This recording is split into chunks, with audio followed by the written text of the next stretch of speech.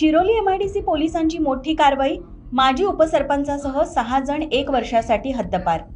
कोल्हापूर जिल्ह्यातील शिरोली एमआयडीसी पोलिसांनी गुन्हेगारी विरोधात मोठी कारवाई करत सराईत गुन्हेगारीच्या टोळींवर धडक कारवाई केली आहे।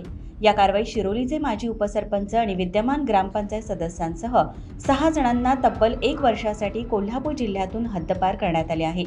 शिरोली एमआयडीसी पोलीस ठाण्याच्या कार्यक्षेत्रातील गुन्हेगारीचे समूळ उच्चाटन करण्यासाठी महाराष्ट्र पोलीस अधिनियम 1951च्या कलम 55 अंतर्गत ही कारवाई करण्यात आली आहे।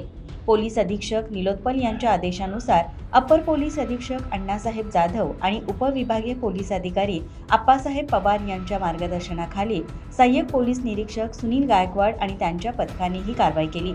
या कारवाईत टोळी प्रमुख म्हणून शिरोलीचे माजी उपसरपंच व विद्यमान ग्रामपंचायत सदस्य अविनाश अनिल कोळी यांच्यासह श्रीकांत तानाजी मोहिते, कार्तिक परशुराम राजुगरीकर, अनिकेत आनंदा कांबळे, ऋषिकेश उर्फ प्रताप शिवाजी भोरे आणि अली उर्फ जमीर वालेचांद तानेखान यांच्यावर हद्दपारीची कारवाई करण्यात आली आहे।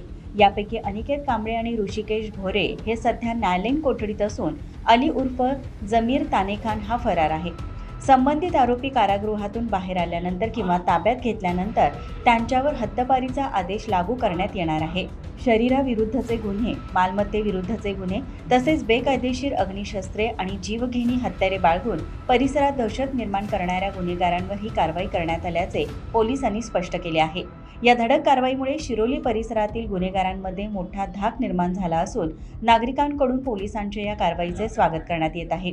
दरम्यान शिरोलीचे माजी उपसरपंच व विद्यमान ग्रामपंचायत सदस्य अविनाश कोळी यांच्यावर हद्दपारीची कारवाई झाल्याने शिरोली परिसरात एकच खळबळ उडाली आहे। शाहू न्यूजसाठी विशेष प्रतिनिधी किशोर जासूद, अंबप। अशाच नवनवीन बातम्यांसाठी शाहू न्यूजला सबस्क्राईब करा। धन्यवाद।